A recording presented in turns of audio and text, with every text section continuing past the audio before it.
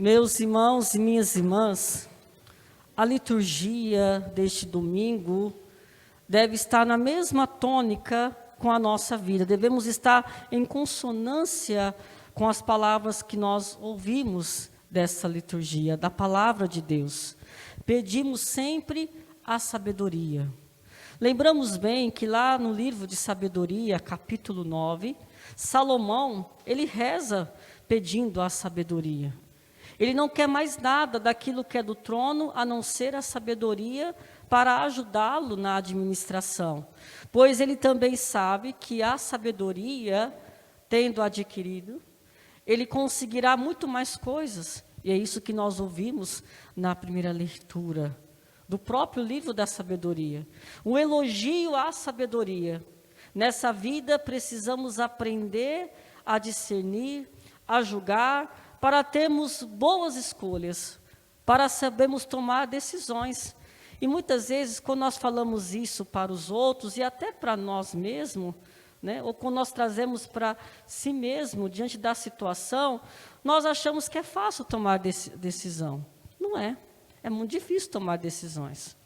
Porque no mundo que tem gamas de situações, de alternativas, de opções, de propostas, nós precisamos bem, né, escolher, precisamos julgar bem, discernir, porque senão podemos cair num certo risco. Ainda mais quando se trata de um itinerário cristão, de um caminho de fé, que nós sabemos que diante do caminho da fé, nós temos várias opções. Claro que, lembrando, recordando aquilo que Jesus vai dizer, que Ele é o caminho, a verdade e a vida, dá-nos entender que somente através da escolha que nós fazemos, nós lembramos que existe um único caminho que nos leva à felicidade, que nos conduz à alegria, que nos conduz à vida. Mas fora disso, nós temos vários atalhos. E esses atalhos são perigosos, porque pode nos levar no quê? Nos becos sem saída. E quantos de nós caímos nesse risco, de entrarmos nos becos sem saída? Acharmos que podemos encurtar o caminho, né? Ou facilitar, né? Ou, né, não cansar tanto. Por isso que temos que, meus irmãos, trazer em nossa mente que quando nós entramos no caminho de Jesus, e aquilo que o Evangelho nos propõe, é um caminho muito exigente. É um caminho exigente que quer de nós uma liberdade profunda. Aquele homem, ao encontrar com Jesus no caminho, nós temos aqui várias posturas deste homem. Ele foi ao encontro de Jesus. Jesus estava caminhando com os seus discípulos para Jerusalém. E aquele homem foi ao seu encontro. E como ele foi? Correndo. Ele foi totalmente o quê? Entusiasta, decidido. O verbo correr nas Sagradas Escrituras tem a mesma tônica daquela corrida que nós lembramos, né, que Nossa Senhora foi de uma forma apressadamente para a casa da sua prima. Lembramos também que quando os discípulos escutaram um anúncio da ressurreição, eles correram de uma forma apressadamente, eles foram. Então, o verbo correr na Sagrada Escritura significa dinâmica.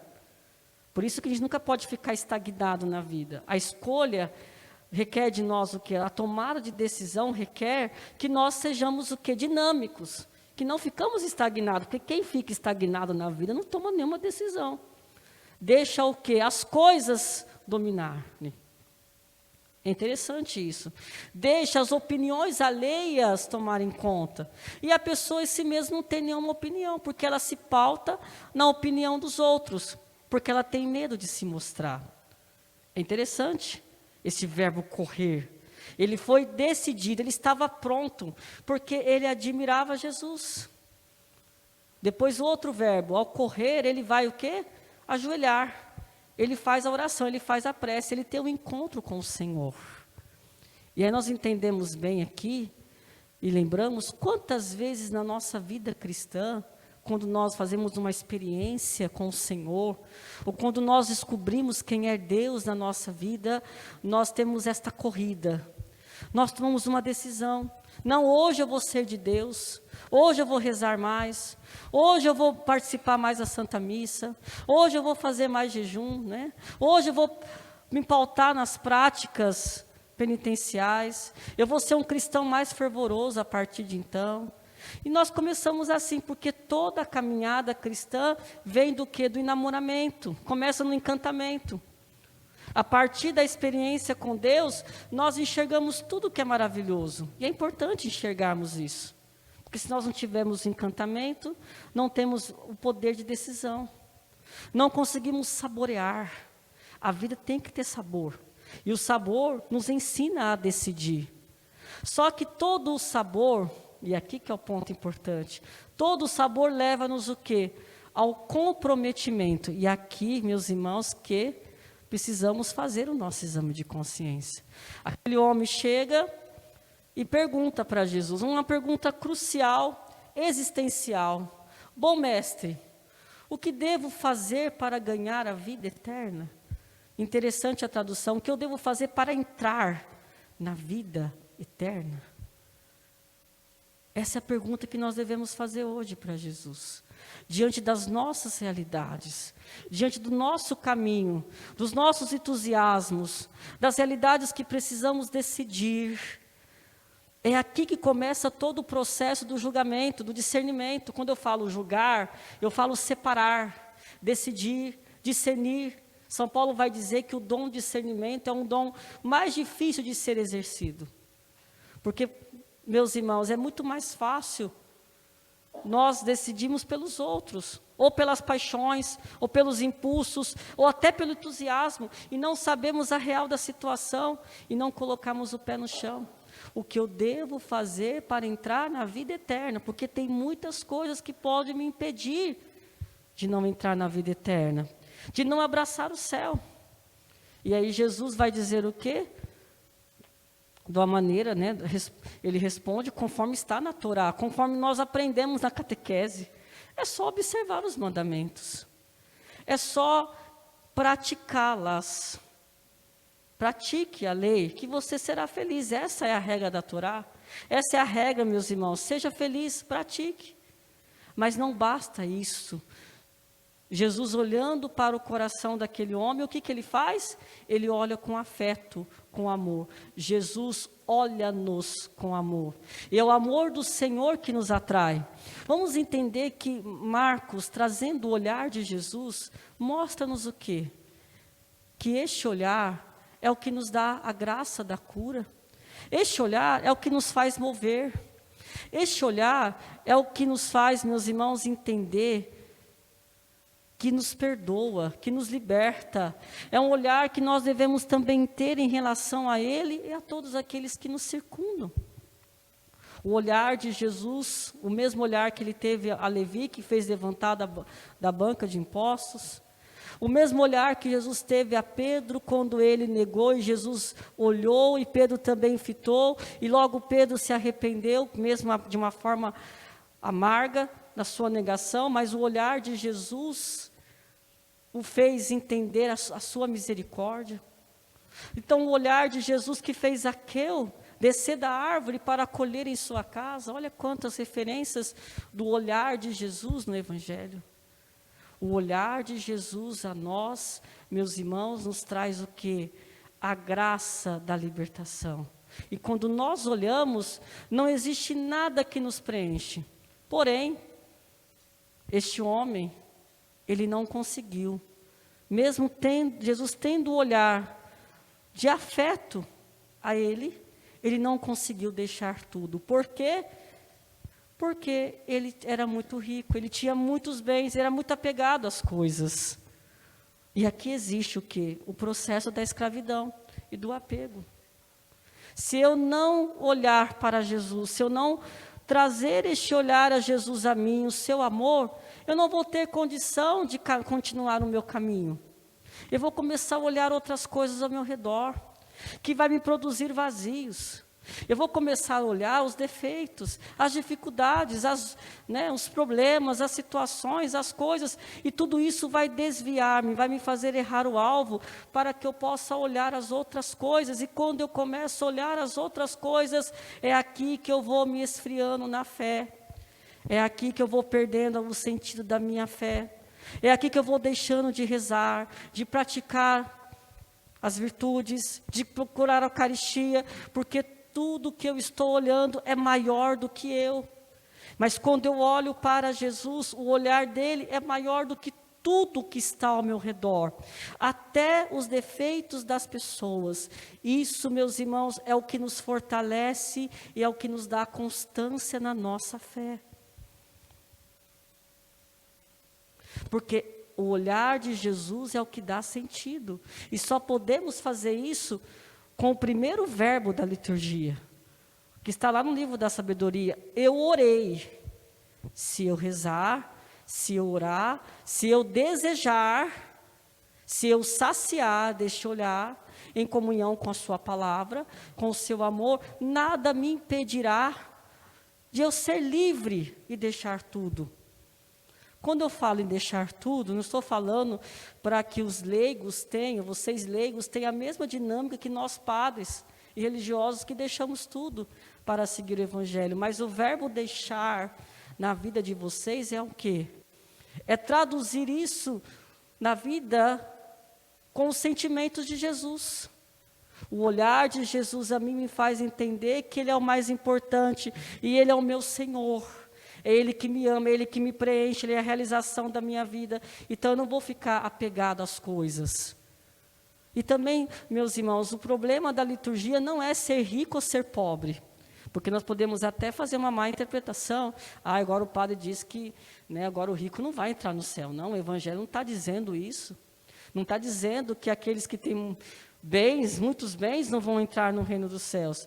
Mas existe aqui um perigo. Quanto mais se tem, mais quer ter. E pode cair numa certa ganância, no egoísmo, e não querer mais olhar para Jesus, porque tem tudo, mas não consegue lidar com o vazio que tem. Este homem, ele tinha tudo, era um fiel observante, mas ele era apegado, era escravo das coisas. Como também, por um outro lado, nós podemos nem ter tantos bens, mas nós podemos nos apegar às coisas que nós temos. Quanta gente que se apega, não é vocês, lá no interior acontece muito isso, né? Lá na minha cidade acontecia muito isso, lá na minha casa, né? Apegado, né? Aquela tampa do tapuér queimado, né? Não pode nem, não pode, e você olha, dá vontade de jogar fora, mas não. Eu não sei quantos anos que tem essa tampa de tapuér, né? Está queimado, mas não joga, não, tem que ficar lá. Aqueles pó de margarina que vai juntando, né? Não joga nunca fora, e não usa e não joga fora, né? Aquele pó de sorvete feio, vai acumulando, não pode jogar fora. Nossa, aquele marido que não gosta nem que a mulher pega no carro, porque senão vai raspar a roda do carro, né? Nossa, se raspar então, a calota já era. Já virou uma coisa, igual aquela brincadeira que tem no Instagram, não sei se vocês acompanham, de vez em quando eu acompanho, né? Quando fala assim, você já viu uma nota de R$20 amassada? Não, né? Você já viu uma nota de R$2 amassada, de 10? E R$60 mil. É o carro do fulano. E a pessoa já fica meio, nossa, mas o que você fez com o meu carro, né? Até nisso. Nem sai com o carro. Isso já aconteceu. Nem sai com o carro para não sujar o carro. Então, para que tem um carro? Não pode sair com o carro porque senão vai sujar o meu carro. Eu não posso sujar meu carro. Então, para que tem? Então, lembra-se que estar apegado às coisas significa ser dominados por ela. E quando mais nós nos deixamos ser dominados pelas coisas, mais o nosso coração se escraviza e nos impede de abraçar a vida. Quantas coisas, sejam elas pequenas, sejam elas, meus irmãos, grandes, ou seja, qual for a situação, nos impede de entrarmos na vida. E quando nós nos apegamos, o que acontece? Nós temos a mesma reação deste homem. Cai na tristeza, no desalento, no abatimento. Porque qual que é a consequência de quem fica muito apegado às coisas? é desanimar. Não tem força para nada. É o desânimo, o abatimento que vem, porque no coração não está realizado. Por isso que eu falei aqui agora, nós estamos refletindo. Quanto mais tem, mais se quer ter. Porque o coração não preenche. Para entendermos, meus irmãos, que quando nós temos o olhar a Jesus, o nosso coração encontra força. Quando nós temos o olhar a Jesus, nada vai nos impedir. Basta que nós tenhamos uma liberdade interior de usar as coisas que nós temos. O problema não é ser rico. A questão é o quê? É não saber usar as coisas, não entrar no processo de discernimento. Se a pessoa é rica, tem muito mais, ela é chamada ao quê? Dar mais, não é? Partilhar. Porque se ela não faz isso, vai morrer. O que vai acontecer? Não fez a missão, não cumpriu aquilo que tinha que cumprir. Para que guardar? Para que ficar acumulando? Se um dia vai morrer. O relógio, nós até brincamos aqui na homilia. O ponteiro nunca volta para trás, sempre vai para frente. Você vai morrer. Você vai morrer. Pode ter certeza, não precisa se preocupar. Não se preocupe com a morte, gente. Nesse tempo que nós vivemos, uma coisa que eu trouxe na minha cabeça: não sofremos por causa da morte. A morte virá, mesmo que você não queira ou não. Ai, padre, eu estou com medo. Não, esse medo você não precisa ter, porque vai acontecer. O ponteiro do relógio nunca volta para trás. Ele sempre vai para frente. Você vai morrer. E quanto mais você... E o relógio falando, o seu tempo de entrar na vida eterna está chegando. Ai, padre, eu tenho 30 anos. Não importa. Se tiver 20, 30, 40, 50, 60, 70, 80, se passar dos 100 anos, não importa. O ponteiro do relógio vai continuar dizendo, você tem tempo ainda para se apegar a Jesus e para entrar na vida eterna. O relógio está indo. E quanto mais nós não tivermos essa lição na nossa vida, mais nós vamos ficando distantes da vida que o Senhor quer nos dar. Por isso nós temos que entender o processo do discernimento. Preciso fazer a escolha, deixar o Senhor me amar, me possuir, para que assim eu possa ter a vida. E se eu quero ter a vida eterna, eu preciso então entrar, me identificar com Jesus. Se eu não tenho tanto, eu dou o que eu tenho. Não é assim? Ah, eu não tenho muita coisa, padre, então dá o que você tem. Né? Dá o pouco que você tem. Você tem um pouco, você pode dar.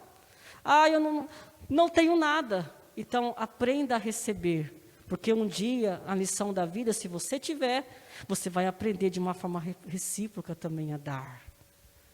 Nós temos que entender, meus irmãos, que tudo é passageiro. E quando nós nos identificamos com Cristo, nós aprendemos a lição da vida. E aqui eu termino dizendo essa reflexão. Aquilo que Jesus vai dizer no final. Quem tiver deixado irmãos, irmãs, mãe, pai, filhos e campos, por causa de mim e do Evangelho, receberá 100 vezes mais agora durante esta vida, casa, irmãos, irmãs, mães, filhos e campos com perseguições.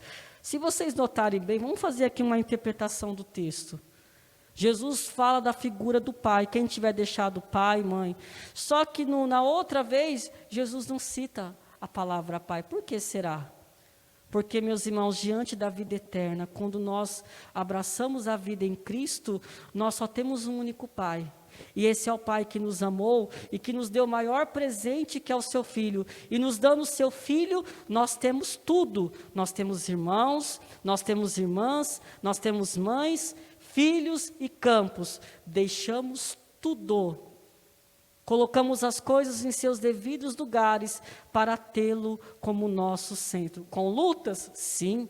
Com perseguições? Sim, porque a vida cristã é uma luta, mas no mundo futuro, a vida eterna. E aqui nós encerramos dizendo, abraçando esta vida eterna, nós precisamos nos encontrar com Jesus em 4 verbos. Primeiro, eu preciso procurar. Depois, eu preciso encontrar. E encontrando, eu preciso abraçá-lo. Eu preciso tê-lo na minha vida para que eu possa amá-lo. Por isso, meus irmãos, aprendamos a procurar o Senhor. Se o meu coração está vazio, Se meu coração hoje precisa do Senhor, procure. E o verbo procurar vai te levar ao encontro.